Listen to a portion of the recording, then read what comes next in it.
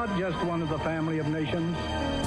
This is a nation with a great mission to perform for the benefit of liberty-loving people everywhere. That we shall be as a city upon a hill. These are the times that try men's souls. The summer soldier and the sunshine patriot will, in this crisis, shrink from the service of his country. You've come to fight as three men you are.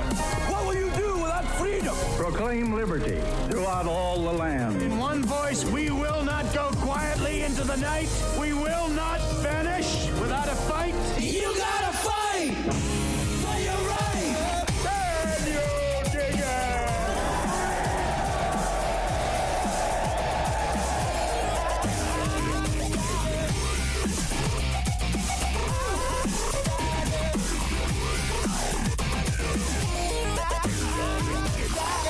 Good morning, ladies and gentlemen. Welcome back to another edition of Real News. As I'm adjusting the mic to get the best sound quality for all the folks. 9:05 in the morning on this July 9th. My name is Mr. Henry.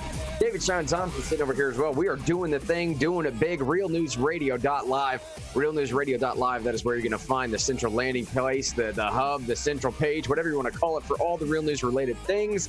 You're also going to be able to find a little bit of merch there as well. I think we got a t-shirt. We have a book bag. We have a nice little mug that I drink out of from time to time on this very program.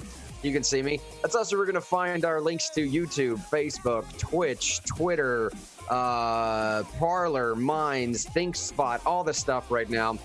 Minds is a great one. I actually just posted on mine just a few seconds ago. How are y'all doing, though? What's going on in your world, man? Let's do Greatest Audience in the Nation Appreciation segment right now as the music is blaring in the background. How you doing this morning? What are you struggling with? Where are you at mentally, psychologically, physically? What are you looking into? What stories are you following right now? Let us know in the chat section what we're doing here, the reason why we have this program here at Real News. One more time, the motto, if you are just joining us for the first time ever, regardless of where you're watching, what state, what nation, doesn't necessarily matter. We are trying to create a community here where we can have calm, open, cordial dialogue with those that we disagree. So that when we do disagree, we're having disagreements amongst friends and not enemies. And we're continually adding to that motto as we go along, the reasons why we do what we do. But it's all about community, man. We don't care about likes. We don't care about the views. We don't care about all this other stuff. Personally, it does tweak the algorithm for us, though. So definitely smash that like button, do the shares, do all those things. Mess around with Google. Help us mess with the algorithm, defeat the algorithm, pump this message out, grow the community. It's just not the reason why we do it. Shine, though, buddy. David Sean Thompson, how you doing out East Tennessee way, man? Man, I feel great, man. It's another great day on this great show with these great people and great hosts like you. So I'm ready for a great Real News. Real friends. That's what I'm talking about. Real friends, real news. Yes. Hey, let's dive right into it. And again, by the way, Greatest Audience in the Nation Appreciation. Let us know in the comment section. I got the unified chat coming up over here. So if you're commenting on YouTube, if you're commenting on Facebook, if you're commenting wherever you're commenting from, I'll be able to see that here in just a second. But let us know how you're doing, and it really helps drive the show. And in today in particular, we're going to need a lot of help driving some of this show, in part because of this Harper's letter that I will get to here in just a second. But I want to start just by asking everyone, the first section of the show notes, again, every single day you're watching this program here, linked at the very top of the description, you'll find a link to the Evernote section. The Evernotes will take you to just like any other basic address you put in a search bar there. It will take you to a massive just breakdown of all the stories that we cover throughout the day. It's basically what I run the show off of here. You'll see all the highlighting. You'll see, everything else. It gives indication to Sean and I put a lot of work into putting these show notes together so you guys can follow along and reference back later on if you didn't have time, or really if we didn't have time to pick this up. In the top of the show notes, though, a lot of work that Sean and I are putting into something here in the Nashville area. forgoodgovernment.com. It's forgoodgovernment.com. Now, what this will do for Good Government is a petition that's going around right now, ballot referendum, essentially, to get these issues I'm talking about, one of them in particular being repealing the 34% property tax increase that just passed in Nashville. I know what this is going to do with that is basically restrict that to no more than 2% of a property tax increase per year. You have to kick it back to the people to be able to decide anything more above that. Anything outside the range of 2% per year is going to have to kick back to the people by way of a referendum to approve. It also has a section in there about no giveaway of our parks, greenways, or public land without approval. It also has a section in there about issuance of bonds. It also has a section in there about failed promises. And lastly, it also has a section in there about public instrumentalities under Title VII being available to open records. Just more transparency in government's what that about. So the way we're selling this to people right now is we just passed a 34% property tax increase was passed in Nashville. If that irks you, if it's not a libertarian thing that you would like to, if you want to go the other direction, that in a libertarian sense, let people keep their money, figure out a different way to fund government, decrease some of the spending, I don't know, whatever it is. If you would rather put that power back in the people's hand to make it a referendum issue, to make it a ballot issue in December, help us out with this. Get this petition to anybody that is a registered voter in Davidson County. That is the one strange caveat of how we're asking people to help us with this. None of this petition really matters necessarily unless it specifically pertains to Nashville Metro government, which unfortunately restricts our efforts to just Davidson County. Now, if you want to help us with that, we would absolutely love to help. And we are rolling out a massive project starting Monday of next week. I'm talking knocking on doors. I'm talking sending out texts. I'm talking making phone calls. That portion you can help with anywhere you are in the state, anywhere in the nation, really, for all I care. If you want to help us send this message to people, we will absolutely be sending out ways you all can get involved. And some of this stuff is super simple, y'all. I'm telling you, some of it is as simple as sitting in front of a computer screen for however long you have and hitting send on text messages, which helps out tremendously. But the people that we need signatures for right now, if you can get this petition in their hands to register voters in Davidson County to do the things that we just talked about, ballot referendum, it will put this as a referendum issue on the December ballot to say, hey, these issues that I just went through, would you like to have a say-so in that? Help us out. Let's dive right into the local stories here as well. And I'll hit some of these Facebook comments here as we're doing this. Kelly just said 34% is absolute madness. Way to kick people when they're down. Jonathan said, I'm certainly a registered voter in Davidson County. LOL, there you go. Eric said it should be given to the people in his opinion. Let's see. LP of Tennessee, Libertarian Party of Tennessee, is actively going around the state trying to get signatures to allow fair ballot access for the. Oh, that's another good one we should talk about too. Yeah, hey, Libertarian Party. Go ahead, Sean. I was going to say, hey, Grant, is that petition on the website ready to go right now? Like it with the language and all that? Yeah, so that was changed as late last night for goodgovernment.com. Yeah. If you're one of those people who, like Jonathan, who said that they have a Davidson County address, don't wait. Mm-hmm. Go to the show notes. Click on that website or go to forgoodgovernment.com. That's the number 4, goodgovernment.com. Download the petition now. Don't wait. Sign it and get it mailed in. Don't wait. So don't say, oh, I'll do it later. Don't say, oh, I'll try to save Nashville from this terrible property tax that's going to keep businesses from being able to expand or grow or even stay alive. Do it now. forgoodgovernment.com. Don't wait. And the way this works, too, is what you'll find there, the first thing it'll throw you to is a downloadable PDF that actually has availability for 10 signatures. It's a little piece of paper you can fold in half. It's already pre-stamped, all that other stuff. You just put it in the mailbox and it's good to go to our PO box. But it has a slot for 10 different signatures. So you can get the entire household to sign. If you live in an apartment complex, walk around, get your registered voter buddies to sign. If you live in a neighborhood, hit the cul-de-sac real quick, man. Just get them to sign. Help us out in any particular way you can, especially if you believe in this cause.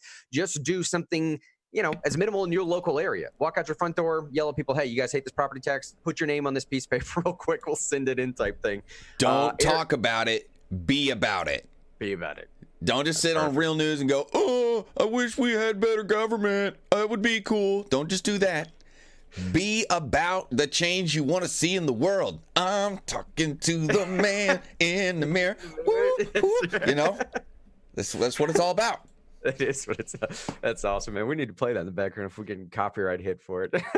Eric has another good issue going on for the Libertarian Party as well, which I do think is important to bring some attention to very quickly. That the Libertarian Party right now there are two things. They're trying to get fair ballot access for the party in general, but more specifically, I believe, and someone correct me in the comment section if I'm wrong, but I believe they're still trying to draw attention to Jo Jorgensen, the individual that is running for president as a Libertarian candidate.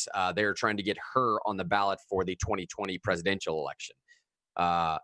So and Eric, tell me, I don't know the exact number of signatures, man. I don't even want to throw a number out there because it's going to be so far off. But just look at Eric's comment in the section there. You can go to Libertarian Party of Tennessee. Pretty easy to find their stuff on Facebook as well. They have another petition going around. Get signatures to allow fair ballot access for the LP party this election. Eric says if this interests you, seek out the Facebook page Libertarian Party of Tennessee. Might as well, right? Don't we all want more voices to be heard and not just the sanctioned parties we keep getting stuff from? That's a good little pitch, Eric. That's a very diplomatic pitch, Eric. I like that. All right. He realizes like it's Trump country, it's Republican state. He gets it, but he also says isn't more of our voices more. And I'll put it this way, okay? It would be beneficial, I would say, for a state like Tennessee to hold Republicans accountable using a libertarian vein to do so. It's a totally different aside. I won't take much time saying this, but if you want conservatives to remain fiscally conservative, you want us to get a little bit closer back to some of those principles that made the party what it was back in the day, I would say, I don't know, man, show them what's up a little bit. Just let them know, hey, there's a libertarian out here that's gonna hold your feet to the fire or hold you accountable. Let me get through some of these other local stories here as we shift our way closer into this free speech is the topic du jour today. The Harper's letter canceling cancel culture is the topic du jour today. This is a story that blew up massively yesterday. Before I dive into that, though, let me let you know a little bit about what's going on in some of this local area. Some of the major 3 wins that you can see from the first article linked in the headlines there. Big wins for Tennessee in 2020 legislative session. 3 biggest wins I just wanted to run over quickly here. It's nice to celebrate some of these wins, man. We didn't have a long legislature. We got right up until the point these bills were moving and shaking. They were getting into committees. There was a bunch of stuff on the table, and then coronavirus hit, and we had to shut it down. And then we came back. It was basically tax and spin. That's all it was. It was just let's worry about the money, where the money's going, how to get more money. If it's not about that in that bucket, we don't care about it. That's what legislature was saying. I was speaking as a legislature there. Here's one thing, though. Income tax repeal. Repealing the Hall tax has helped Tennessee reach a major milestone. Upon full repeal on January 1st, 2021, no Tennessean will pay a cent in state income tax. This unfair double taxation scheme targeted retirement savings on dividends and investment income. Repealing the Hall tax will allow Tennesseans to better prepare for their futures and contribute more to their communities. Another one that we talked a lot about on this program is drug-free zone reforms. Over the last few years, Tennessee has made strides to reform our justice system to be smarter on crime and use taxpayer dollars more effectively. Reforming drug-free laws accomplishes both these goals, while ensuring our punishment for lower-level drug offenses is fair and just. The legislation will give judges more discretion over drug-related cases and will end up reducing incarceration costs by $18.5 million. It's actually a very, very low estimate as well. Some could say it's as high as $60 or $70 million.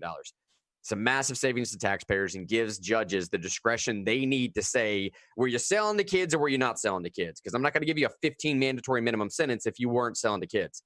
Last one is direct medical care access. Healthcare has been a pressing issue lately, and for good reason.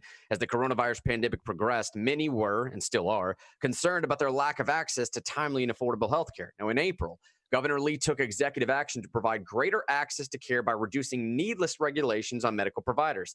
The legislature followed his lead by expanding Healthcare Empowerment Act. By expanding the Healthcare Empowerment Act, helping those without insurance contract directly with any medical professionals, even dentists, for services and protecting providers from onerous insurance regulations and red tape. This law will go far to increase access to care, reduce costs, and ease burdensome regulations. And one last thing I want to tag in there as well for the local area.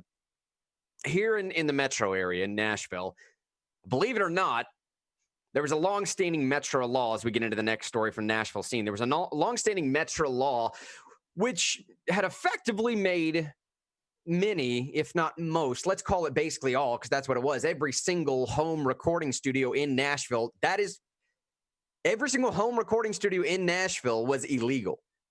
And I know some of you are thinking, like, what are you talking about? Well, that Nashville is the music. It's literally called the Music City. What do you mean you can't have a home recording studio in your house? How is that possible? I don't know, because Metro law said so. I don't know. I mean, because the people who run Metro government don't understand what made the city rich, and that's obvious with the tax increase. It's the same people, right? So whatever. It makes sense to me. Let's kill the golden goose. Let's do it. Woo! Woo! So this was the longstanding Metro law, which had effectively made Nashville's abundant home recording studios and other home-based businesses illegal. That, as of last night, has been changed. And I would love to clap my hands for Metro doing the right thing here, but frankly speaking, I think their hands were a little bit forced. By coronavirus shutdown and a myriad of other things that were going on, they just basically had to make this decision. Which, whatever, man. However you get there, I don't know if it's necessary to focus on the route. Maybe it's not necessary to focus on the method. The only reason why I find it important is because the underlying mentality to push into a decision like this, I think, should be precedent setting. I hope. But if the mentality doesn't match the decision necessarily, then this is just a decision out of mere convenience. That's basically it. Anyways, what is that decision? So here's the decision. After months of public hearings and modifications, and despite some vocal opposition, who that vocal opposition was, but despite some vocal opposition, Metro Council adopted something entitled BL 2019-48. This essentially allows home-based businesses to serve clients on site, meaning in their home, in a limited capacity. The 25-14 vote, that's pretty good, 25-14 vote came well after midnight during the latest in a series of council meetings that have extended into the early morning hours. They're trying to clean up stuff there, man.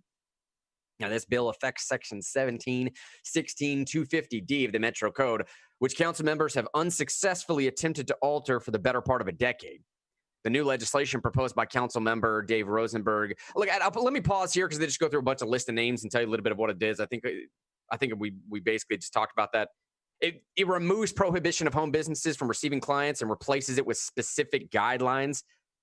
Those include restrictions on like the number of clients, the number of visits per day, as well as the operating hours from 8 a.m. to 7 p.m. Basically says you got to meet like a normal business. You can't have like 30 It's folks so over dumb, your though. home. Who wants to record music before 7 p.m.? You got to record between like 10 and 4 a.m. I hear you. That's when you want to record music.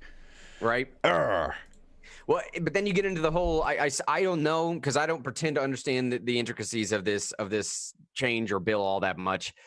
But I would assume you're going to hear some of the same similar complaints that you would with like an Airbnb situation where someone says, hey, I don't want to turn my neighborhood into a business that operates from, 11 p.m. to 2 a.m. where I have 20 clients at my next door neighbor's house. And all of a sudden it's become like this weird sort of impromptu party. Well, how situation. else are they going to pay these stupid property taxes unless they open up businesses wherever the hell they can? That's a good point, dude. How else are they going to pay these property taxes? That's a fantastic point. And that's probably one of the reasons why they did it. It's like, if we're going to increase their property taxes, we might as well give them a way to pay for it. Goodness gracious, man.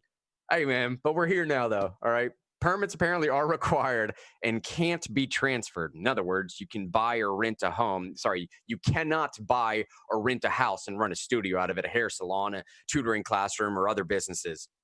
That's important to make a note of, by the way. We're focusing on music studios right now because it's Nashville, goodness gracious. But we're also talking about like any other business you run out of their home. I know a lot of folks do real estate out of their homes. I have a couple buddies in Knoxville in particular who do real estate and have maybe 2 to 3 employees that work for them part-time, but run the whole operation out of their home. That would not have been allowed previously. Hair studios would not have been allowed previously. Tutoring classrooms would not have been allowed previously. Can't teach piano, I suppose, or something like that. So all these things will be allowed going forward, but if you rent or something else, hey man, you may be out of luck there. Let me hit some of the Facebook comments here, or sorry, some of the overall comments here in just a second before we transition to the big topic of today. Kelly says, yeah, stop arrests for victimless crimes and crimes related to cannabis. Wow, that's interesting. Why are y'all talking about cannabis in the comment section? That's all right. All right, man. I'm on it. This comment section going their own way. Jonathan says, well, guess who had to pass that one? Eric said, Nashville government hates home businesses, especially home studios and Airbnbs. Yeah, Eric was already ahead of us on that one, right? Might have something to do with the huge music companies owning big studios and huge hotels industries. Okay, there's an angle. Eric's basically saying, like, if you want to know who the vocal opposition was that I was talking about before, one of the biggest opposition that came from the Airbnb situation here in Nashville. I don't think people realize that. Like, there was a big struggle for a while as to whether or not Airbnb could even be a thing in Nashville. And apparently, allegedly, reportedly, a lot of the pushback was coming from the hotel industry. Some of that pushback was saying, like, hey, man, you guys, look, dude, we had a whole tax situation because of this Nashville football team that came here entitled the Titans. And you said we were going to get a lot of revenue from that. Now all of a sudden, these Airbnbs are taking our revenue here. What are we supposed to do? They're saying the same thing might be happening with the big Provide a studios better here. product at a better price, you losers. Yep. That's what you're supposed to do. Compete in the marketplace instead of using government to shut down your competition, you losers. Oh man, Kelly says permission permits. I wonder how much that's going to cost. Oh, that's a good question. Yeah, that's a very good question. We'll let you run a business out of your home, but you got to pay us first. How much am I paying you? Goodness. Let's see. Eric said we illegally bought homemade designer cakes for my birthday. You rebel, Eric. He illegally bought homemade designer cakes for his birthday. We went to their house. It was considered illegal. Criminal cakes no more. All right. That's a fun way to prove the point right there. Seriously, bro. Like, you can't bake out of your home. You go buy these criminal. What was it laced with, Eric? What kind of drugs were in that cake? Illegally bought designer cakes from home. It's considered illegal. Criminal cakes no more. Hey, and by the way, Kelly said a second ago, cancel culture is sucking the life out of literally everything. So much stupidity. Makes me think a little bit of what George Carlin said as we transfer into our first national story, where he said political correctness is fascism pretending to be manners. Political correctness is fascism pretending to be manners. George Carlin, arguably, at least in my top 5 of greatest stand-up comics of all time.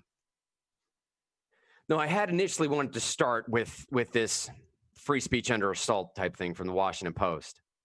And maybe we'll go into that, but it really doesn't take much. It's just setting the stage for what happened yesterday.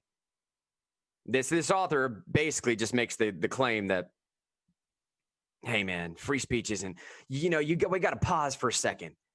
Saying that free speech rights are under fire. Police lob rubber bullets and tear gas at protesters. The Trump administration and Congress are moving to hold the internet companies liable for their content. Court battles rage over the publication of books criticizing the president. Individuals are shunned or forced out of their jobs for racist social media posts. While many people feel that free speech is enshrined in the First Amendment, okay, there is a lot about it that may still be misunderstood. And you heard me stumble over that final sentence there, man. And that was organic. It was the first time I was reading this. It was, while many people... Oh, she said no. Okay. All right. That was that was Freudian of me then. I thought she said feel, because that's where we are.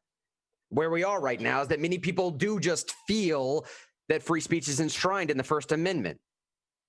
This author, Susan Nozell, goes on to make the claim that free speech isn't really what we think it is. We need to get closer to the idea of criminalizing free speech.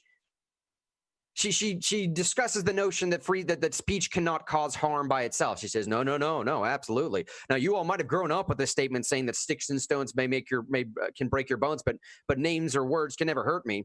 But that's not the case. Words can absolutely hurt. And they absolutely can cause harm, psychological harm or otherwise, which means we need to stop it a little bit. She makes another critique here talking about government prohibitions can suppress hateful ideologies with rising incidents of hate-motivated crimes in the United States and hateful speech proliferating online. There are increased calls for the government to tamp down on bigoted expression. Oh, well, okay. I mean, that works out for you as long as you're the one that's... I mean, dude, until in Tennessee, when we start tamping down on blaspheming Christ, what are you going to do then if you're a Californian coming to visit the Smokies? You hear what I'm saying? You feel me? Like, if you're an out-of-state visitor, what are you going to do when you start rolling into Tennessee and some of these folks here want to start playing the same exact game and say, hey, man, you better not use Christ's name in the wrong way. You better not use Christ's name in the wrong way. We'll put you in jail for that. Fair game? No, dude, of course not. No, absolutely not. She goes on to say the best remedy for disfavored speech is more speech, critiquing that that's a thing. Saying that no, the best remedy for more speech is not disfavored speech. Apparently, the best remedy for disfavored speech is just stopping it altogether. This is the sole critique that is now being critiqued backwards again.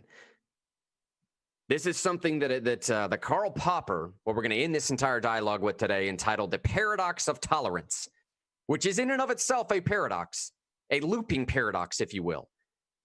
The paradox goes something like this, and this is the argument that the Washington Post is making. This is the argument that several other people are making right now, and this is what started the Harper's letter controversy that set off yesterday. The paradox entitled, hey, we can't allow intolerant speech. We can't, because intolerant speech will then move into the intolerant ones becoming the majority, and the majority will then stamp out those that are tolerant. So to prevent that from happening, in the name of tolerance, we need to stamp out intolerance. Now, for those of you that study philosophy or just have basic comprehension skills, can already understand the problem with that. It's an inherently self-refuting philosophy. So you then become intolerant to stamp out intolerance, which means you yourself need to be stamped out. You know what I'm saying? You see how that works? Like the thing devolves unto itself. Now let me set this whole Harper's letter up thing here with one of the guys that signed on to this letter, Noam Chomsky. Now, a name that rightfully so could garner reactions from both sides, and I don't frankly care about that right now. There are plenty of reasons to critique this guy if you want to. A Jewish anarchist. He's a linguist, a philosopher, a cognitive scientist, historian, social critic, political activist, sometimes called the father of modern linguistics. He's also a major figure in the analytical philosophy of one of the founders of the field of cognitive science. He was born to Jewish immigrants in Philadelphia, and he developed an early interest in anarchism from alternative bookstores in New York City. Now, again, like I just said, I'm sure there are plenty of reasons to critique this guy, plenty of which I've been following over the last couple of years. But, John, if you could pull up that video in the Twitter link right below his name. I kind of want to set the stage for what classical liberalism used to look like. And as much as I can, when you're listening to this and when you're viewing this, I would implore you to listen to the words that are being said. Don't ad hominem this yet. Don't focus so much on the people that are saying these words.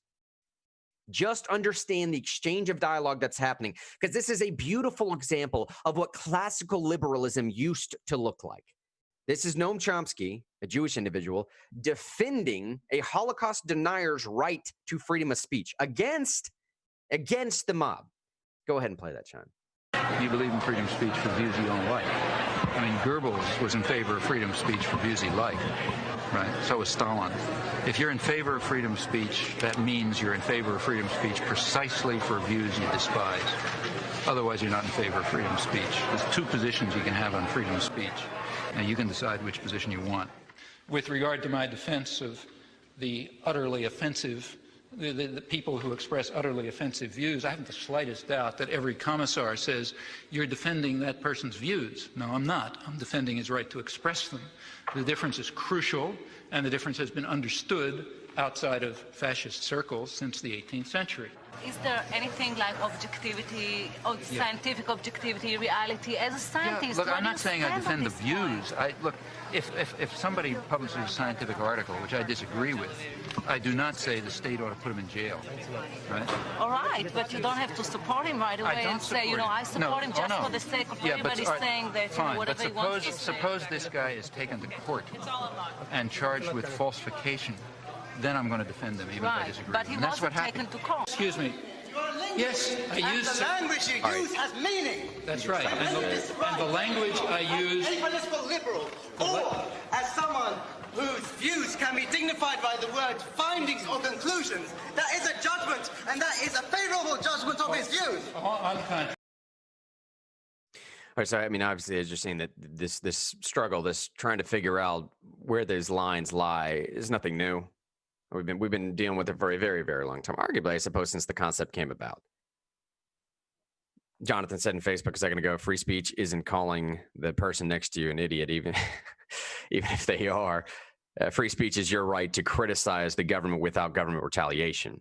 Now, I think what Jonathan is drawing attention to here, and it's an important distinction, is that technically speaking, in a very strict legal sense, free speech as we know it pertaining to the First Amendment only protects you from government retaliation, government response, government reaction, a governmental entity doing something against you. It does not necessarily protect you from somebody punching you in the face because you're dumb. Yeah, you know what I mean? Like, well, you can certainly. That's kind of true, but it's also not true because our government would prosecute you for punching someone in the face. Well, that's so true. But what I'm saying is those options, at least for physical options to stop someone from speaking, are not allowed.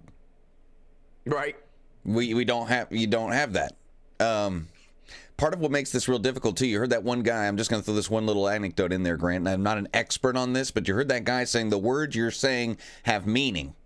And that guy had a French accent. So I'm going to go with he has read the French philosopher who said that, I can't remember his name, but there's this idea in French philosophy from the 60s and 70s that words carry meaning back to their original meaning, whether you mean them or not.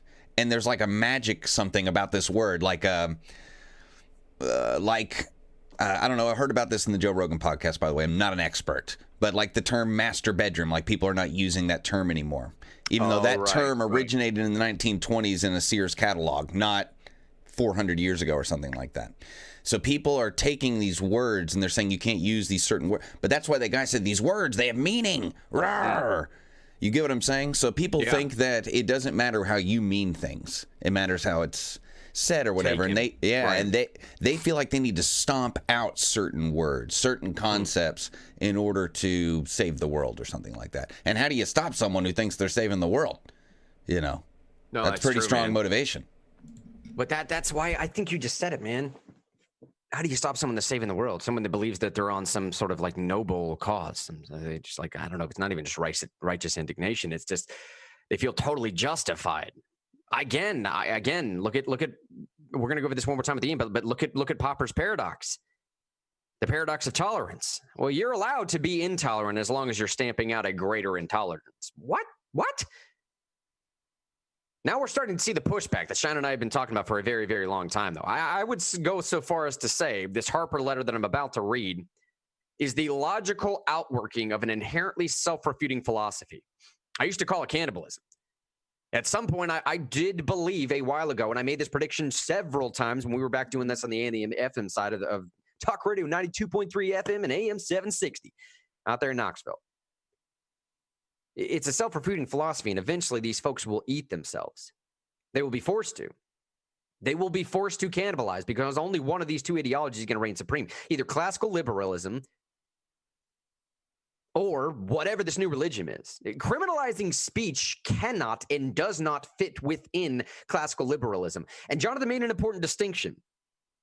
Some of these folks on the left are not necessarily talking about using a governmental entity to criminalize speech. But I make the claim one more time, and it's the important claim that's made in this Harper's letter as well. As far as the overall harm caused and the underlying values that we have in the First Amendment, take the First Amendment out of there if you want to. This is not even a First Amendment thing. That's the point of this Harper's letter. This Harper's letter is to make the claim that, forget about the governmental entity then. And maybe we shouldn't even call this free speech, because what's really at stake here is classical liberalism itself, analytical thought, the ability and willingness to reason. If you take some statement that you disagree with, and the outcome of that is lost job, social ostracism, losing friends, inability to talk to family again, restriction of social media. I mean, some of these people have gone as far as to, literally, you can't operate with like PayPal or stuff anymore. That's a totally different thing, but it's there. Arguably, the harm caused by the cancel culture is far more significant than the harm that's being caused by the governmental entity, which takes this approach that we're not talking about free speech. Don't talk about the First Amendment anymore. Fine, done. But not being able to fit within the old edicts, the old allowances of what classical liberalism used to be, is destroying thought and reason in this country. Here's the story starting with BBC. I just want to give you a quick rundown as to the individuals that signed on to this letter, because I think that is the story. The story is the individuals that signed on to this letter as much, if not more so, than what the letter actually states. The story are the authors, the educators, those in academia, the attorneys, the doctors, the political philosophers, the great thinkers of this world right now that signed on, that said, y'all, it's too much. If you want to hear anything of value from us anymore, you got to let it breathe, man. And you got to be okay with taking offense to something every now and then. Some 150 writers here from the BBC. Some 150 writers, academics, activists, including authors J.K. Rowling, Salman Rushdie, Margaret Atwood, have signed on to an open letter denouncing the restriction of debate A diverse cross-section of figures from across the globe put their names to the letter, which was published in Tuesday's Harper's magazine. Now, quick. Most of these individuals are fairly left-leaning. They make the statement here in just a second that most of the problems that we're having right now is Trump's fault. Their words, not mine.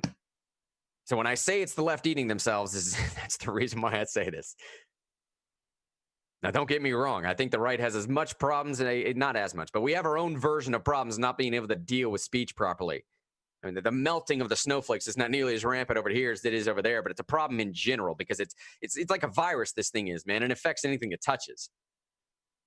Now, going on, the letter, that is, includes U.S. intellectuals Noam Chomsky, eminent feminist Gloria Steinem, Russian chess grandmasters, author Malcolm Gladwell. Several have had their works banned in some countries. So this British novelist talking about lived in hiding after receiving death threats for his 1988 book, Satanic Verses.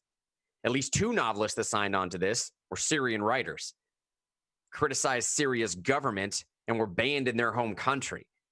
These are the type of people that are signing on to this, saying like, by the way, Americans, just so you know, like y'all used to have like the gold standard across the world for what was considered open dialogue. You want to know why Real News has the motto that it does? Creating a community for calm, open, cordial exchange of dialogue with those that you disagree, so that when you do have disagreements, it's amongst friends, not enemy. It's because of some of this trash, man. Because apparently we need a history lesson or some kind of lesson on free speech from Syrians who have been shut down by the Syrian government, banned in their own country, and have to come to our country to sign on to a letter like this that says, please, in whatever capacity, don't repeat the mistakes of Syria. Other signatories are prominent historians of race and slavery. This includes Nell Painter, who wrote The History of White People, David Blight, who heads Yale University's Center for Study of Slavery, Resistance, and Abolition.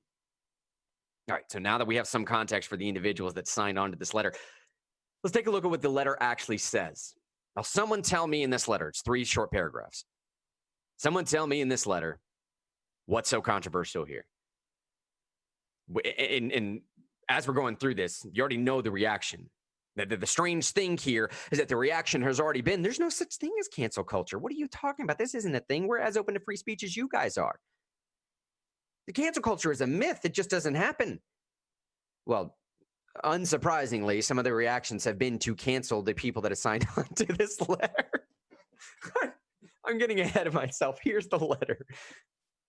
Our cultural institutions are facing a moment of trial. Powerful protests for racial and social justice are leading to overdue demands for police reform, along with wider calls for greater equality and inclusion across our society, not least in higher education, journalism, philanthropy, and the arts. But this needed reckoning has also intensified a new set of moral attitudes and political commitments that tend to weaken our norms of open debate and toleration of differences in favor of ideological conformity. As we applaud the first development, we also raise our voices against the second. The forces of illiberalism are gaining strength throughout the world and have a powerful ally in Donald Trump, who represents a real threat to democracy. But resistance must not be allowed to harden into its own brand of dogma or coercion, which right-wing demagogues are already exploiting. The democratic inclusion we want can be achieved only if we speak out against the intolerant climate that has set in on all sides. The free exchange of information and ideas, the lifeblood of a liberal society, is daily becoming more constricted. While we have come to expect this on the radical right, it's also spreading more widely in our culture, an intolerance of opposing views, a vogue for public shaming and ostracism, and the tendency to dissolve complex policy issues in a blinding moral certainty. We uphold the value of robust and even caustic counter speech from all quarters. But it is now all too common to hear calls for swift and severe retribution. That is the word. Swift and severe retribution in response to perceived transgressions of speech and thought. More troubling still, institutional leaders, in a spirit of panicked damage control, are delivering hasty and disproportionate punishments instead of considered reforms. Editors are fired for running controversial pieces. Books are withdrawn for alleged inauthenticity. Journalists are barred for writing on certain topics. Professors are investigated for quoting works of literature in class. A researcher is fired for circulating a peer-reviewed academic study, and the heads of organizations are ousted for sometimes just clumsy mistakes. Whatever the arguments around each particular incident, the result has been to steadily narrow the boundaries of what can be said without the threats of reprisal. We are already paying the price in a greater risk aversion among writers, artists, journalists who fear for their livelihoods if they depart from the consensus or even lack sufficient zeal in agreement. This stifling atmosphere will ultimately harm the most vital causes of our time. The restriction of debate, whether by a repressive government or an intolerant society, invariably hurts those who lack power and makes everyone less capable of democratic participation. The way to defeat bad ideas is by exposure, argument, and persuasion, not by trying to silence or wish them away. We refuse any false choice between justice and freedom, which cannot exist without each other. As writers, we need a culture that leaves us room for experimentation, risk-taking, and even mistakes. We need to preserve the possibility of good faith disagreement without dire professional consequences. If we don't defend the very thing on which our work depends, we shouldn't expect the public or the state to defend it for us. Now, I ask you right now, tell me, what was controversial about that? These 3 paragraphs are chock full of just it's saturated with just fantastic stuff, man. And it's not even because I'm giddy over here because I called it. It's not even that, now's finally the day that I get to prove the cannibalism of the left to y'all. It's not that. It's just that I'm finally, it's encouraging to see that there is a line. It's encouraging to see that there is a point of frustration beyond which the intellectuals in this country or the otherwise will not be pushed beyond. Now, I say that. You're already seeing some of them recant. That's fine. That's fine. Yeah, but they waited, Grant, but my problem is they waited until their influence is so waning. They waited way too long. They should have done this 5-6 years ago when they had more standing in the society. There are new thinkers and new artists and new authors that don't think this way. And they have a way bigger influence on the culture at large than these 150 people do. These 150 people should have stood up when the first people were getting banned, not after hundreds of thousands of people had. Right.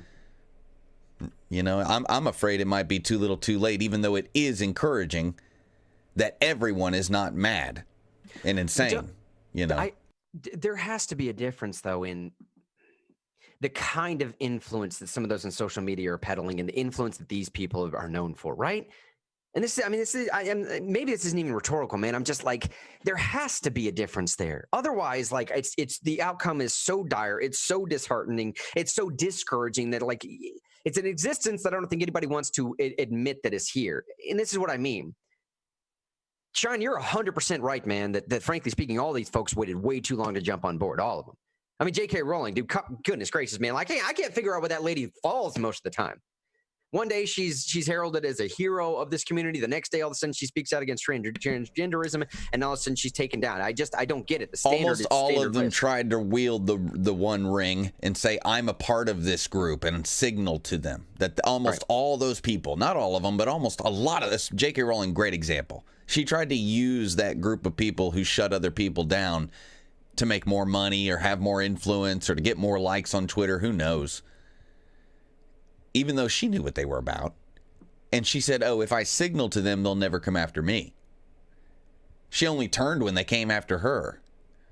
But people need to start fighting for other people before they come after you. We need to stand up for other people's rights. And people who have influence like J.K. Rowling, She should have been standing up for other people's rights a long time ago, because she had what some people say is screw you money. Like, you can't cancel J.K. Rowling. Gotcha, right. But that's not necessarily true. She could lose access to her bank accounts. It's happened to other people, like Gavin McInnes and other people. It's happened. But she should have stood up for people a long time ago, because she couldn't be canceled in the traditional canceled sense. So people who were like that should have done that a long time ago. But the people like her who only started fighting for free speech when she was attacked, they deserve what they get in a metaphysical sense. I don't mean I want revenge for her or something. I don't have any ill will towards her. I just mean that's the way human cycles of behavior go. You live by the sword, you die by the sword, and all those kind of things. But I'm afraid it's too little too late, and it was very disheartening to see the people who penned this letter immediately apologize. Some of them. That was so disheartening. Well, I know. But it is good to see that, like, some people are standing up. It would be really great if this rippled through academia, through politicians and things like that, maybe through Hollywood, and got some more people to stand up. But when they won't stand firm, who's going to copy them? You know? Let me say this, man. Honestly, I think everybody's looking right now. Right? So what's the antidote then? Okay, because basically what we have is a bunch of, I don't know, intellectual elites, a bunch of movers and shakers, a bunch of folks that are making change. Political elites, academic elites, institutional elites that all sign on to this letter. I mean, you just went through them a second ago, right? Authors, directors, doesn't matter. People that are creating culture, that are now trying to fight against this supposed culture war that's going on. You heard Trump talk about this yesterday. And they're trying to fight against this thing called cancel culture, which is a very sort of, it's an ambiguous thing to even try and define. Because again, as we said before, let me read you one of these reactions. It beautifully encapsulates everything that was just mentioned in this story. The narrative is that the cancel culture is not a real thing because classical liberalism is still a thing. But one signatory, this guy named Matthew, whose last name I won't try and pronounce because I'm going to butcher it. It's Iglesias. You can pronounce it Iglesias. Is that what it is? I've seen him interviewed in person. Oh, fantastic. So his name's Iglesias. Matthew Iglesias. He's the co-founder of Vox. He signed on to this and was apparently, now this article that I pulled this from calls this, he was rebuked by a colleague, a trans woman, who tweeted Iglesias signing the letter. But to say that he was rebuked was not exactly what it was. She put this long paragraph out there talking about how at the end of it, him signing on to it as in working, her also working for Vox, the Vox's co-founder signing on to it makes her feel unsafe. The thing's been retweeted like a couple thousand times at this point. She's got a couple thousand reactions. She has more than a couple thousand responses on this tweet. So essentially what we have now is inciting a reaction to cancel your employer, to me, seems like a very, very bad way of demonstrating that cancel culture is not a problem. You understand what I'm saying? But I was talking to my brother about this yesterday, man. And I think he had a pretty decent take on this. He was essentially telling, because he's the one that actually brought this to my attention. Like, in all, completely honest with the audience here, I probably would have glossed over this story altogether. I don't pull a lot of my news from what's trending on Twitter. Maybe I should. My brother texted me yesterday, like, bro, have you seen? Same brother I mentioned all the time, super high intellect, Democrat leaning. He's a clinical neuroscientist. He texted me the other day, and yesterday actually, he's like, have you seen this Harper letter stuff going on? It's like, no, why? He's like, dude, I'm loving it. It's crazy. It's absolutely a return to some sense of sanity. Again, he's a high level intellect. Like, he would be on the side of these folks that's signing on to this letter. He's on the side of, like, if you can't let reason rule your life, as an empiricist, I would say I can't interact with you. But he had a very interesting take saying, like, I think these people are just scared. I think a lot of this is reaction out of fear. I think a lot of the cancel culture stuff as well is an irrational, albeit irrational reaction, but nonetheless based in one that's very relatable, almost something that's empathizable, if I can coin a new term. A reaction that you're afraid of the monster on the other side. I talk about this all the time, but you can see statistical data from Pew and other people that have been indicating over the last 5 to 10 to 15 years, there's been an exponential divergence in the accepted ideology of both left and right. And we are so far separated from each other, you end up just living in your own echo chambers. Like you just end up living and talking with the people and surrounding yourself with the people that are so like-minded that you don't even know what the other side really has to offer, other than the beast that your own people describe to you that it is. You know what I'm saying? So you look across the other aisle there and you see this monster, alleged or otherwise, because you've been developing it in your mind for such a long time. And then when you see something that you think or that your confirmation bias leads you to assume would be confirming how large and terrifying that monster or beast is, your confirmation bias takes over, man. And then all of a sudden, it's like, oh, goodness gracious, I only have one option here because I'm in the middle of an actual all-out war. This has to be stopped. This has to be snuffed out. This has to be destroyed right now. Granted, I've never really had a conversation with anyone over there, so I don't really know what's going on. But I know full well for right now, whether I'm delusional or not, a single tweet can justify this delusion. And therefore, I'm justified in my fear. Which is why my brother said, and why I tend to agree, I think the serum here, the vaccine, I think the solution is compassion. I know that sounds like a very, very strange thing to say, but I think the only way you cut through some of this and get individuals to return to a sense of what this letter is calling for is compassion, to show them that I am not the monster you've made me out to be. And I don't care who's speaking this. I don't care if it's a left to right or right to left. I don't care if it's a libertarian to a Green Party member. I don't care if it's an ANCAP against an ANCOM. And anything in between, or even a Democrat against a Republican. I think the way you do that is to reveal yourself fully in true, transparent vulnerability and show them, I am not the beast you think I am. Let me approach you compassionately, empathetically. I will try and understand where you are coming from, and you can try and understand where I'm coming from, because I'm telling you, dude, if we do not push ourselves to have these uncomfortable conversations, the other side is going to win out. And I don't care what you think the other side is. I don't care where you're listening from. I don't care if you consider yourself a full-on ANCOM and you think the other side is the ANCAP. I don't think you consider yourself a full ANCAP and you think the other side is an ANCOM. And literally every spectrum difference in between, it doesn't matter in your mind if you don't approach the other side in openness and vulnerability and true, genuine compassion. As I would say, Christ dictated the model. That other side will win in your mind, because there will be no resolution. And lack of resolution is a loss for you, inevitably. The most common reaction I saw from tweets yesterday was this. Again, the Karl Popper paradox. I've been teasing this all day long. Here's what Karl Popper said. Sean, you can either show them the show notes there, or you can show them the link to the Google Photos. The Google Photos is just, there's a big red box around the outline section that they don't include. So maybe just show them in the show notes, because that's the only real important part. Now, I don't pretend to understand who Karl Popper is. I don't think it matters. And I don't think it matters because the majority of the people that put this response out there, they probably also don't know who Karl Popper is. This is what he said, though. They're putting this out there in the sense of, like, we can't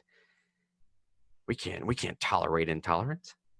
Quote from Karl Popper. This is the response I've seen all day yesterday when you're talking about people should be genuinely open to a differing opinion. This is what most of the Twitter responses were. If it wasn't this exact quote, it was in the vein, the feeling, the essence of this. Quote, unlimited tolerance must lead to the disappearance of tolerance. Big question mark over my head. If we extend unlimited tolerance even to those who are intolerant, if we are not prepared to defend a tolerant society against the onslaught of the intolerant, then the tolerant will be destroyed and tolerance with them. We should therefore claim, in the name of tolerance, the right not to tolerate the intolerant. We should claim that any movement preaching intolerance places itself outside the law, and we should consider incitement to intolerance and persecution as criminal, in the same way as we should consider incitement to murder or to kidnapping or to the revival of the slave trade as criminal.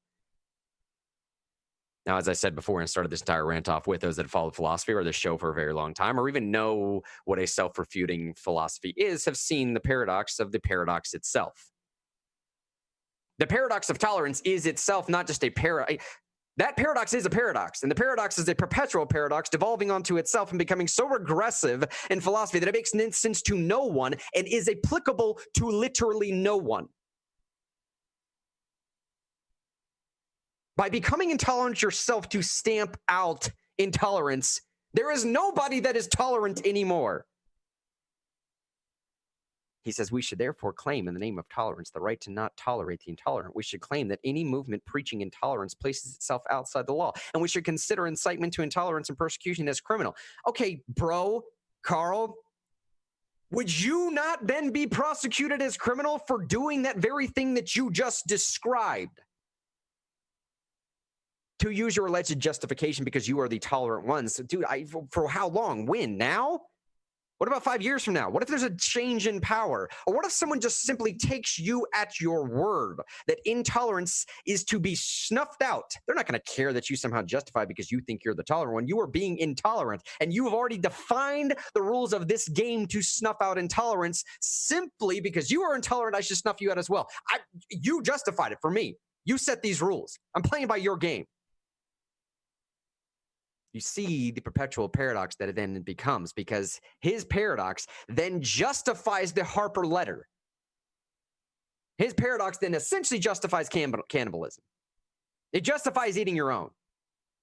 Because nobody then is worthy. Nobody is tolerant. Nobody is free of criticism. Nobody can attain the level of perfection that you need them to. There is no forgiveness. There is no atonement. There's nothing you could ever do unless you're the sole entity in power. And good luck. Good luck getting the ticket to that Noah's Ark. Goodness gracious, man. Come on, man. Who's to say that you're going to be safe from that flood? Who do you think is God in this analogy? To me, it's not the writings of a stupid person. It's just like everything else. It's taking a word and flipping its definition on its head and then telling you it's the opposite of the definition that you know it as. And the purpose of that is not to be stupid, because I don't attribute stupidity to people's words that get repeated necessarily. In my opinion, the purpose would be to confuse the word, to use the definition against you, so that you don't know what it means to be tolerant, but tolerant would be the highest valued thing. So you'd pursue it with no chance of catching it. Oh. That would be the purpose. And it's to put you in some kind of weird psychological panopticon prison where you're always being watched. But you can do that with anything, though. You could do it with any other word. Once you convince people that that word has no definition but the momentary one, which by definition makes it lose its definition, right? Makes it an amalgamable thing. You can do that with anything else. Like, take the word selfish, for instance. I would venture to say in the future being intolerant will be as akin to being selfish. So what if my family's starving and I grow crops? And they come and take the crops because they say other people are starving, but my family needs to eat. When I try to stop them, they call me selfish. And then I'm brought before the magistrate or the judge or whoever. And they say, this man wanted to keep his crops while other people were starving. And there's even reports of price gouging. Because there was so little food everywhere, the price of food went up. You're trying to figure out a way to pay his rent or whatever. When you can take words like tolerant, I know there's not that many people on, I know we're over time a little bit, but this is very important. When you can take words and flip them on their head and then hold them up as the highest valued pursuit, this is the new morality or whatever. Yeah. We're in a dangerous place when they put something super high up there that you cannot obtain, not because it's this super great thing that you're not able to attain because you're not a good enough person and you haven't tried hard enough. It's because it's not gettable. But it must be pursued. And it makes me feel like a mouse in a maze with scientists watching me. You know, that's what it makes me feel like, you know. But it's that flipping upside down, flipping definitions upside down, and then claiming that's normal. And then when you say that's crazy, they call you crazy. And it's to make you feel crazy. That's what it's for. Right. That's what it's for. Right. Why else would people destroy words and go after words? Because words offer a means to meaning and the enunciation of truth. That's why. And truth is what can set us free. So if we don't have words, we're in bondage. If people don't know what different words mean, we're in bondage. That's what it means, in my opinion. It's a way of building a psychological prison for people that doesn't involve guards, guns, or walls. But I may be being a little hyperbolic, but no, that's how I look at it. I don't think Why you are, else man. would you do that? Right. Because it's not a dumb person, Grant. It's not a dumb person who doesn't understand the words. Otherwise, their words wouldn't be repeated by a bunch of other smart people. It'd just be the ravings of a lunatic, and we'd all go, ha, ha, ha. Someone go give him a nice house to live in. Go give him a caretaker. Take care of him. Go take care of that guy. Right. I wouldn't be talking about him on a You wouldn't be program talking about him on a news program. Right, He's not a dummy. And neither are the people who teach people to do such things. Who propagate this new priest class in religion. They're not dumb. They're taking advantage of dumb people. That's true. But the people who come up with this stuff are not dumb. No. It takes a really smart person to come up with a prison that doesn't involve people, guns, or walls. It takes a very smart person. True. Or maybe not a person, but I'll leave it at that.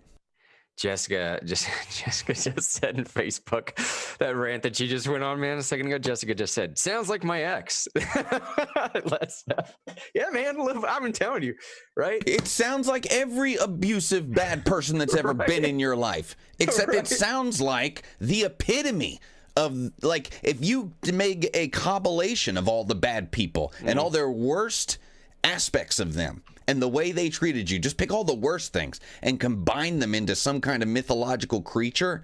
That's what we're dealing with. Grant, me and you talked about the meta good, and there must be a meta bad too, I suppose. Right. She said, but who decides who is tolerant? That's the whole question, man. Like, that's the whole question, right? That's when you poll millennials right now, some 68 to 72% of them, depending on which survey you're following. Let's call it 72% of millennials that are polled right now say that, like, yeah, I'm totally for criminalizing hate speech. Until you ask the inevitable follow-up question of, like, well, who's defining hate speech? Then they're like, oh, crap. Oh, no. Yeah, that's right, man. Because if I go to Tennessee and then start speaking bad about Trump or conservatives or something, like, maybe that'll be hate speech, man. Whoever's defining hate speech, that's a real question. She says, but what is tolerant? That's right, man. Jonathan said, I'm not open to opinions. I want data. I want the truth. So we can look at history. We can look at the actual data. I've already done so. I know what works and what doesn't. The data supports my view. It's a little bit like my brother, Jonathan. He considers himself an empiricist, right? I don't know what field, I do know what field Jonathan works in, but I don't want to spread that all over Facebook. But he works in the field of data. Okay, we'll say it that much. My brother also works in the field of data. Clinical neuroscientist. He wants to be an empiricist. Let the world be dictated by where the data follow type thing. But I will say this much, man. Like, we are now in a day and age where narrative is ruling, and logical fallacy is presented as reasonable argument. So I can make it, the fallacy of appeal to authority, and no one will ever call me on it. I can just say that my data is more authoritative than your data, and it doesn't really matter. The data itself then becomes seemingly insignificant, which is a terrible thing to even say. But I think we have to recognize that, man. We must recognize that is a very unfortunate spot that we're in right now. And I do think it's a desperate return to analytical thought that we need right now, so that what Jonathan said can become true once again. That empirical data can lead everyone to the proper conclusion. Eric said, unfortunately, I have to run. Oh, that was something later. He's going to check out the rest of the show later. He said, Eric said it was reaction either out of stupidity or naivete. It doesn't matter. Either one, you go down. He said, read one history book about the fall of communism in Russia. The exact same thing. Jonathan said, emotionally, it's based on fear, but most anger is based on fear. Yeah, valid. Eric said as well, the left is attacking Hamilton. The play, I'm not sure. He says Halle Berry, but the pushback is coming from the left now too, slowly, but it's momentum. It's a momentum. It has momentum. Adam Carolla has spoken out too. My biggest issue with cancel culture is that they, for the most part, hopefully not for too long, don't hold their own to the same standard. Yeah, valid. He's talking about the Virginia governor, Sarah Silverman, Jimmy Fallon, folks that dressed up in blackface and stuff. Come on, he says. I know we all see through it, but how can we get the momentum rolling? I'm honestly, that's why I'm hoping that a letter like this I'm hoping that a letter like this, you may at some point find similar things done by Hollywood. I know that's a very, very strange thing to ask for, and goodness gracious, I should never put any stock or hope or faith or anything Hollywood does. But I'm just saying, man, I do think this is the inevitable outcome of a philosophy like this, because it is not going to be too long before Hollywood can't make anything. It's not going to be. We're already to the point now, bro. I know everyone's seen these Advertisers said they won't advertise in 2020. Right? If advertisers don't feel like they can make money through speech, that Hollywood thing is just around the corner. Right, dude?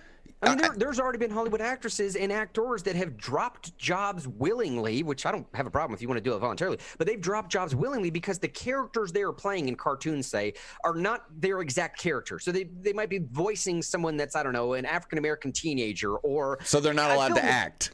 That's the point. Yeah, they're not allowed to play characters. They're not allowed to play a character, so acting in general is apparently no longer a thing, because unless you're playing the literal person, unless I'm always playing Grant Henry, like I couldn't even do this show as Mr. Henry, I suppose, right? Because I'm not actually Mr. Henry. Well, take that whole logical leap to the end. You're not allowed to play a character. Eventually, you're not going to be allowed to play yourself, and you're going to have to play the only character that's allowed.